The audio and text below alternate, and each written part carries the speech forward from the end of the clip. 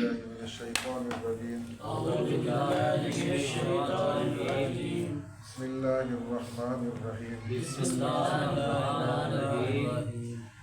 میری آیت نمبر ہے 7.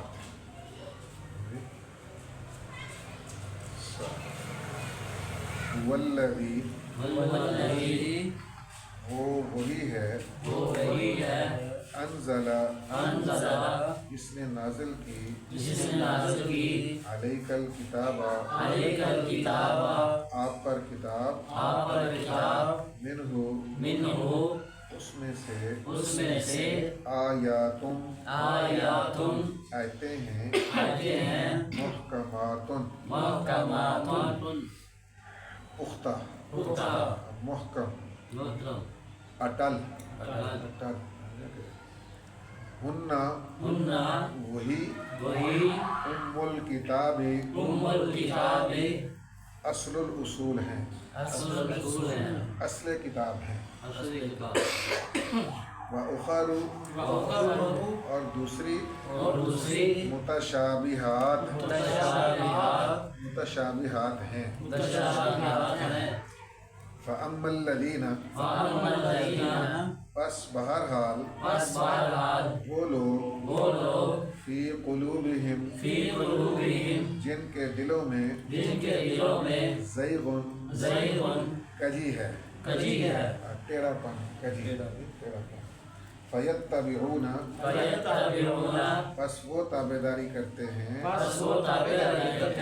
پس وہ پیچھے پڑتے ہیں ما ان آیتوں کے تشابہ جو متشابہات ہیں منہ اس قرآن سے ابتغاء الفتنۃ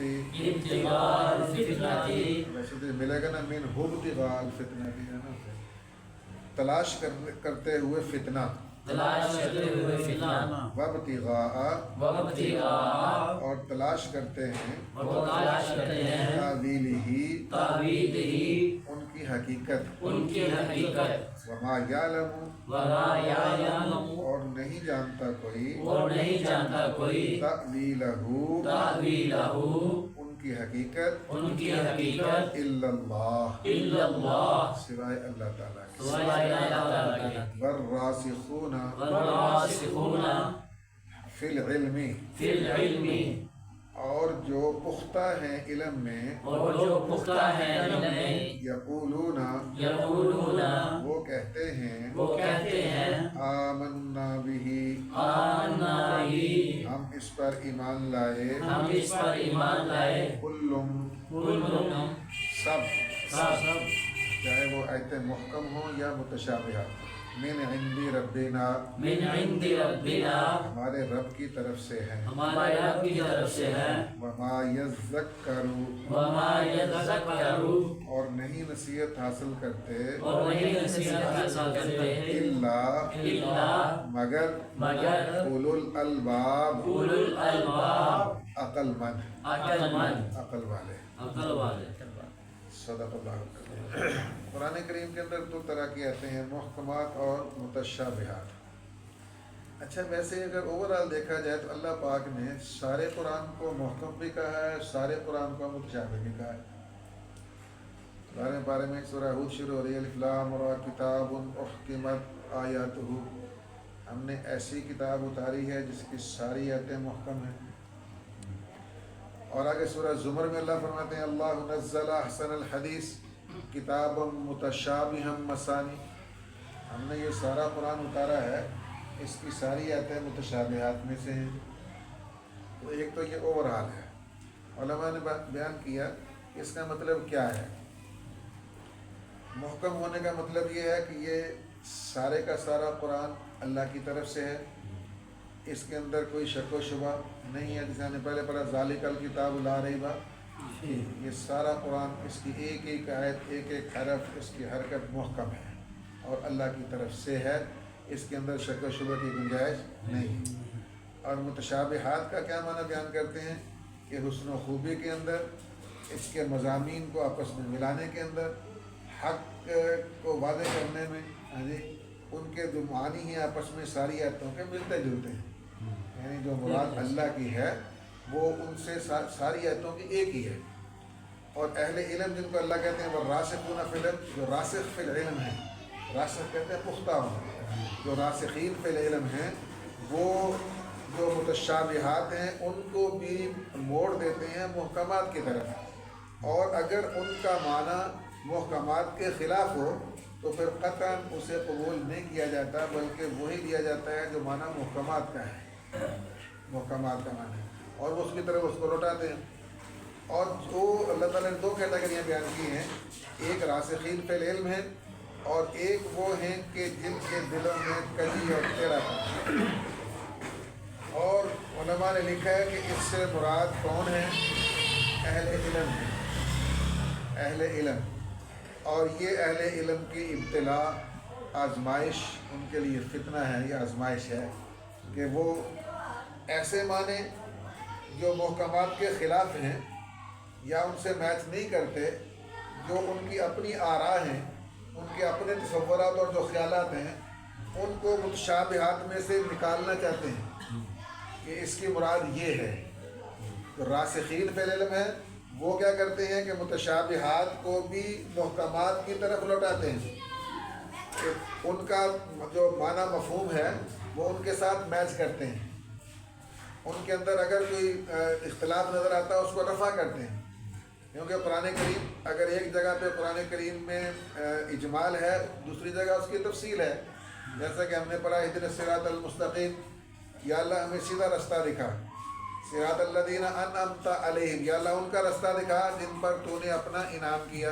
اور آگے 5ویں پارے میں اللہ فرماتے ہیں کہ وَمَن يُطِعِ اللَّهَ وَالرَّسُولَ فَأُولَٰئِكَ مَعَ الَّذِينَ أَنْعَمَ اللَّهُ عَلَيْهِم مِّنَ النَّبِيِّينَ وَالصِّدِّيقِينَ وَالشُّهَدَاءِ وَالصَّالِحِينَ۔ کہ منعم علیہم لوگ کون ہیں جن پر اللہ نے انعام کیا؟ نمبر 1 اللہ کے نبی ہیں، من النبیین، دوسرے وہ ہیں جو نبیوں سے سن کر نبیوں کی تصدیق کرنے والے ہیں، صدیق ہیں، والشہداء، جو اللہ رسول کے اللہ کے بھیجے ہوئے رسول کے لائے ہوئے دین پر اپنی جانیں قربان کرتے ہیں، انہیں شہداء کہتے ہیں۔ اور چوتھے وہ ہیں جو اس کے مطابق عمل کرتے ہیں۔ یہ ہیں منعم علیہ لوگ جن پر اللہ نے انعام کیا۔ یہ 4 کیٹیگریز ہیں، من النبیین والصدیقین والشہداء والصالحین۔ تو ایک جگہ پہ اگر اجمال ہے، دوسری جگہ پر اس کی تفصیل ہے۔ اب متشابہات میں نے پہلے جو کیا تھا یہ سمجھیں، جیسا کہ سورہ رحمان میں آتا ہے الرحمن علی العرش استوی، اللہ عرش پر مستوی ہے۔ یا وہ جو بیعت کی تھی نبی مکرم صلی اللہ علیہ وسلم نے حدیبیہ کے مقام پر، صلح حدیبیہ جب ہوئی ہے حضرت عثمان غنی کے لیے، اب ان کو قاصد بنا کر بھیجا گیا تو مکے والوں نے روک لیا ان کو، اور روکا اس لیے کہ انہوں نے کہا اس نے ہماری توہین کی ہے، ہاں جی، کہ ہم نے کہا تھا جی آپ آئے ہوئے ہیں مکے کے اندر تو آپ عمرہ کر لیں، لیکن دوسرے لوگوں کو آنے کی اجازت نہیں۔ حضرت عثمان نے کہا کہ جب تک میرے پیغمبر نہیں آئیں گے تب تک میں بھی عمرہ نہیں کروں گا۔ انہوں نے کہا آپ نے ہماری پیشکش کو ٹھکرا کر کے ہماری توہین کیا، گرفتار کر لیا ہمیں، اور افواہ یہ پھیلا دی کہ حضرت عثمان کو شہید کر دیا گیا۔ جب نبی علیہ السلام تک یہ بات پہنچی تو آپ وہ درخت کے نیچے بیٹھے تھے، کیکر کا درخت تھا وہاں پہ، تو لقد رضی اللہ عن المؤمنین اذ یبایعونک تحت الشجرہ، یعنی اللہ ان ایمان والوں سے راضی ہو گیا جنہوں نے اس درخت کے نیچے آپ کے دست مبارک پر بیعت کی تھی، اور یہ بیعت جہاد تھی، بیعت شہادت تھی، موت کی بیعت تھی۔ نبی علیہ السلام نے فرمایا کہ اگر میرے عثمان کو شہید کر دیا گیا ہے تو ہم اس کا بدلہ لے کے آئیں گے یا خود بھی شہید ہو جائیں گے، اور اگر عثمان زندہ ہیں تو ان کو چھڑا کر کے لائیں۔ تو کسی نے پاس سے کہا کہ اتنی کمال کی بیعت ہے آج اللہ کی رضا والی، کاش آج عثمان بھی ہوتے اس بیعت میں۔ تو نبی علیہ السلام نے اپنے دائیں ہاتھ کو فرمایا کہ دیکھو بھائی یہ میرا ہاتھ ہے اور یہ میرے عثمان کا ہاتھ ہے، میں عثمان کی طرف سے اپنے ہاتھ پر بیعت کرتا ہوں۔ جب اللہ کے پیغمبر علیہ السلام نے یہ فرمایا کہ میں اپنے ہاتھ پر، اپنے بائیں ہاتھ پر دائیں ہاتھ کو عثمان کا ہاتھ قرار دے کے یوں کہا، تو اللہ قرآن میں کہتا ہے ید اللہ فوق ایدیہم، اللہ کا ہاتھ ان کے اوپر تھا، نیچے مصطفیٰ کا ہاتھ صلی اللہ علیہ وسلم، درمیان میں عثمان غنی کا ہاتھ، اور اوپر کس کا ہاتھ؟ اللہ کا ہاتھ۔ تو ید اللہ فوق ایدیہم اللہ نے وہاں فرمایا۔ تو مطلب یہ تھا کہ یہ اللہ کا ہاتھ، میں نے پہلے بھی کہا تھا، حدیث میں آتا ہے اللہ کے دونوں ہاتھ دانے ہیں، اللہ کی دست قدرت ہیں، ہماری طرح اللہ جسم نہیں ہے، تو اللہ تعالیٰ کو تمثیل اور تجسیم سے بھی پاک کرنا یہ لازم ہے۔ قرآن میں اللہ کہتا ہے لیسا کمثلہ شیء، اللہ کی مثل اور مانند کوئی چیز نہیں ہے۔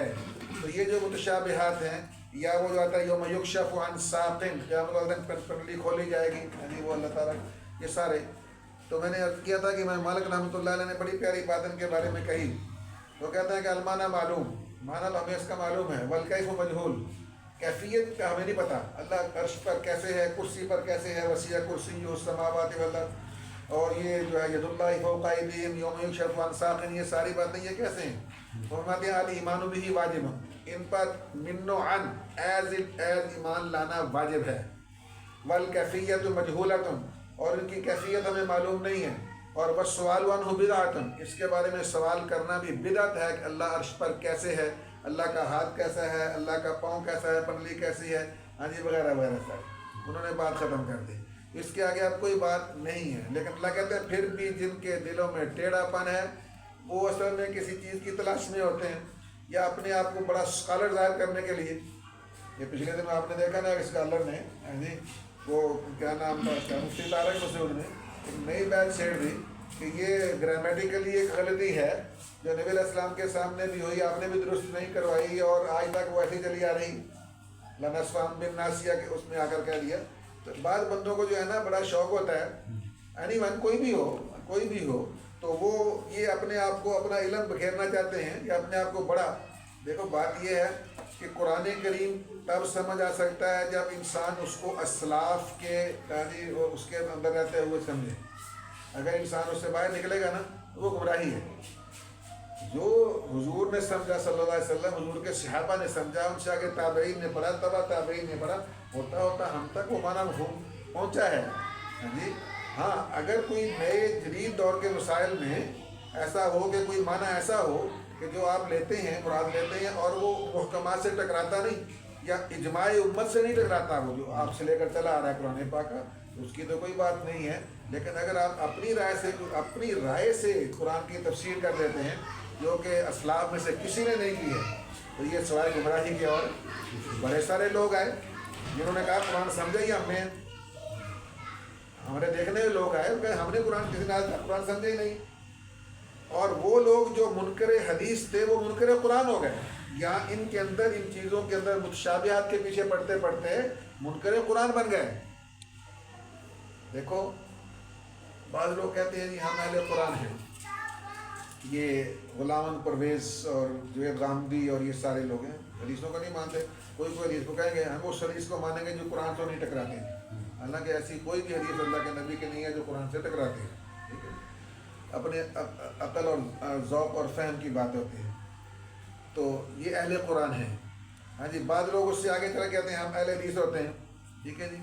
تو نہ تو اہل قرآن ہونا کافی ہے، نہ اہل حدیث ہونا کافی ہے۔ میں نے اس کیا تھا حضرت معاذ ابن جبل رضی اللہ تعالیٰ عنہ کو جب آپ نے یمن کا گورنر بنا کر کے بھیجا تو آپ سواری پر بٹھایا ان کو، آپ ساتھ پیدل چل کے ان کو شہر سے باہر تک الوداع کرنے گئے، ساتھ ساتھ سوال کر رہے ہیں کہ اے معاذ تم گورنر بن کے جا رہے ہو، وہاں جا کر کئی فتح دی، فیصلے کیسے کرو گے لوگوں میں؟ انہوں نے کہا حضرت اقضی بکتاب اللہ، میں اللہ کی کتاب کو سامنے رکھ کر فیصلے کروں گا۔ ہاں جی، نبی علیہ الصلوۃ والسلام نے ارشاد فرمایا کہ فَإِن لَمْ تَجِدْ فِيهِ، بھئی اگر وہ مسئلہ تمہیں قرآن میں نہ مل سکے تو پھر کیا کرو گے؟ تو اس کا مطلب ہے کہ صرف اہل قرآن ہونا کافی نہیں۔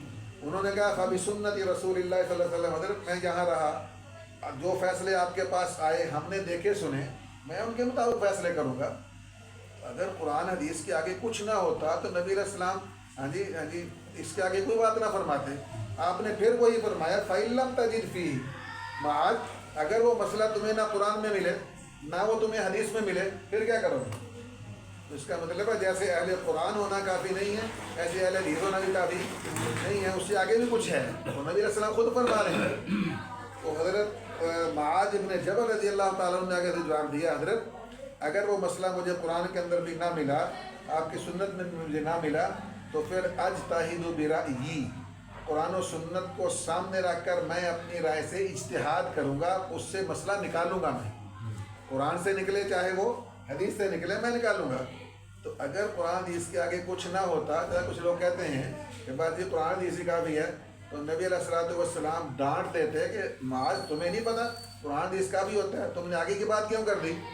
نہ صرف یہ بلکہ اللہ کے پیغمبر علیہ الصلوۃ والسلام نے دعا دی ان کو اور اللہ کا شکر ادا کیا۔ حدیث کے الفاظ ہیں الحمدللہ الذی وفق رسول اللہ لما یرضی رسول اللہ، یعنی اللہ کا لاکھ لاکھ شکر ہے جس نے اپنے پیغمبر کے قاصد کو اس بات کی توفیق دی ہے جس پہ اللہ کا رسول راضی ہے۔ تو اس کا مطلب یہ ہے کہ اس سے قرآن حدیث سے آگے بھی ہیں، یہ بہت ساری چیزیں ہیں جن کو فقہ کہتے ہیں۔ نبی علیہ السلام آتے ہیں یعنی کہ اللہ تعالیٰ جس کو دین کی سمجھ عطا فرماتے ہیں نا، دین کی، اس کو اللہ دین کی فقہ عطا فرماتے ہیں۔ یعنی من یرید اللہ بہ خیرا یفقہہ فی الدین، اللہ جس کے اللہ بھلائی کا ارادہ کرتا ہے اسے دین کی فقہ عطا فرما دیتے ہیں۔ اور دین کی فقہ کیا ہے کہ قرآن و سنت کے تہ سے، جیسے ایک سمندر کی تہ میں سے موتی نکالتے ہیں لوگ غوطے لگا کر کے، اس طرح فقہاء اکرام جو ہیں وہ قرآن و سنت کے سمندر میں غوطہ لگا کر کے نیچے سے قرآن و سنت کی اس کے مطابق مسائل کے موتی نکالتے ہیں۔ اور امام اعظم ابو حنیفہ رحمۃ اللہ علیہ، ایک امام نے 5 لاکھ مسائل قرآن و سنت سے استنباط کیے ہیں، 5 لاکھ مسائل، یعنی ایک آدھ مسئلہ نہیں، اتنی صورتیں ہیں، ساری فقہ آپ کے سامنے ہیں۔ اور ہر امام، ایک نہیں، سب امام نے کوشش کی ہے، ہر امام نے۔ امام شافعی رحمۃ اللہ علیہ کہتے ہیں ایک مسئلہ درکار تھا، پتہ نہیں 16-17 دفعہ پورا قرآن پڑھا تب جا کے مسئلہ وہ سمجھ آیا۔ مسائل کو ویسے تھوڑے نکلتے ہیں، یعنی اللہ اکبر۔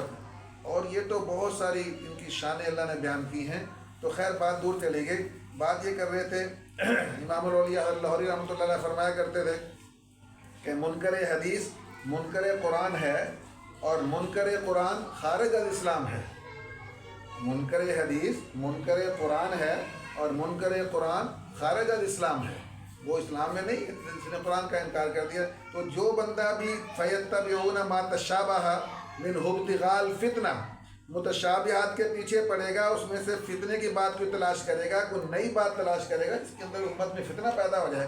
اللہ کہتے ہیں یہ لوگ جو ہیں یہ فتنہ پرداز ہیں، ان کا ہم سے کوئی تعلق نہیں ہے۔ تو اللہ پاک ارشاد فرما رہے ہیں هو الذی، اچھا یہ کس کی بات ہوئی؟ یہ پہلے ہوا نا، ان اللہ لا یخفی علیہ شیء فی الارض، اللہ سے کوئی چیز زمین و آسمان میں پوشیدہ نہیں ہے۔ آگے کا وہی اللہ ہے، هو الذی یصورکم فی الارحام کیف یشاء، وہی اللہ ہے جو ماؤں کے رحموں کے اندر تمہاری صورتیں جیسی چاہتا ہے بنا دیتا ہے۔ اور آگے اسی کا تسلسل ہے پھر هو الذی، وہ وہی ہے، انزل، جس نے نازل کی، علیک الکتاب، آپ پر کتاب، منہ، اس کتاب میں، آیاتن، محکمات، محکم آیتیں بھی ہیں، ہننا، وہ آیتیں، ام الکتاب، کتاب کا اصل ہیں، وَأُخَرُ، اور کچھ دوسری، متشابہات ہیں۔ متشابہات کا معنی کیا ہے یہ بھی عرض کر دوں۔ متشابہات کا معنی یہ ہے کہ جو صاحب کلام ہے یعنی اللہ رب العالمین ہے، ان لفظوں سے جو اللہ کی مراد ہے نا وہ ہمیں معلوم نہیں، اللہ کی جو ہے نا اس سے مراد ہماری اس کے تک پہنچ نہیں ہے، یہ معنی متشابہات کا۔ اور متشابہات کوئی غلط بات نہیں ہے، وہ بھی محکم، میں نے کہا پہلے اللہ کہتا ہے کتاب محکمات، اللہ کی ساری آیتیں قرآن کی محکم ہیں۔ تو یعنی کہ اللہ کی جو مراد ہے اس تک نہ پہنچ سکیں تو ہم سب کہتے ہیں لو جی یہ بات متشابہ ہو گئی ہے، ہم اس بات تک نہیں پہنچ سکتے جو کہ صاحب کلام جو ہیں اللہ رب العالمین ان کی مراد تھی، یہ معنی متشابہات کا ہے، غلط معنی نہیں ہے۔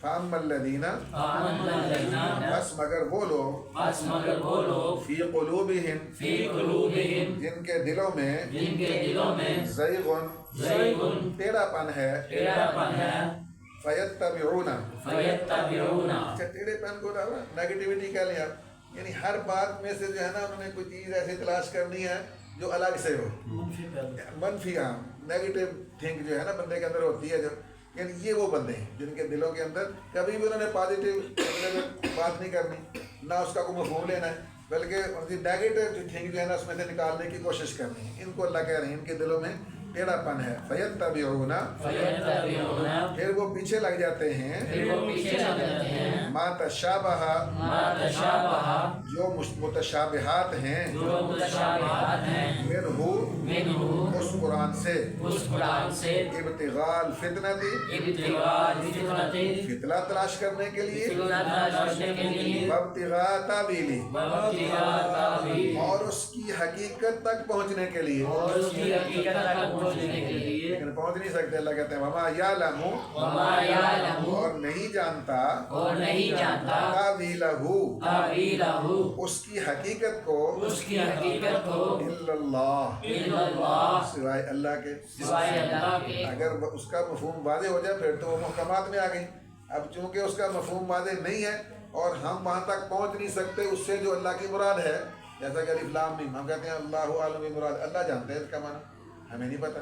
हामीम, काफ, यासीन, हाँ जी, ये सारी चीज़ें हैं, इनका माना कौन जानता है? कोई नहीं करता। माने कौन, क्या कहते हैं? अल्लाह जानता है। उसकी मुराद तक हम नहीं पहुँच सकते। इस माने के अंदर मुतशाबिहात हैं, वैसे अपने माने के अंदर वो मुहकम है। जो आता है सामने नजर आती है बात, उलमा ने बयान फरमाया वर्रासिखूना फिल इल्म, और जो इल्म में पुख्ता हैं,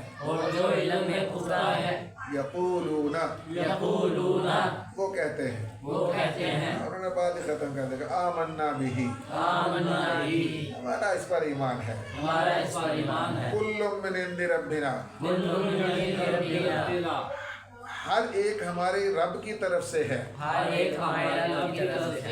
चाहे वो मुहकम आयत है चाहे वो मुतशाबिह है। बात हमारा काम है मानना बस। जैसे अल्लाह कहते हैं सूरह अनफाल में कि जब अल्लाह के कुरान की तिलावत होती है तो ज़्यादा तो ईमान, उनका ईमान बढ़ता जाता है। कुरान की एक आयत सुनी, ईमान उभरा, अगली आयत सुनी, ईमान और बढ़ गया, आगे कुरान सुनते गए, ईमान पीक पे चला गया। जैसे जैसे कुरान पढ़ते रहते हैं, सुनते रहते हैं, उनका ईमान और बढ़ता रहता है। हाँ जी, वमा यज़क्करु, या को जाल से भी मिलाना है, या जाल जबर यज, जाल का जबर जक, यज़क्करु, और नहीं नसीहत हासिल करते, इल्ला, मगर उलुल अलबाब, अलबाब लुब्बुन की जमा माने अकल, और उलू माने वाले, अकल वाले या अक्लमंद।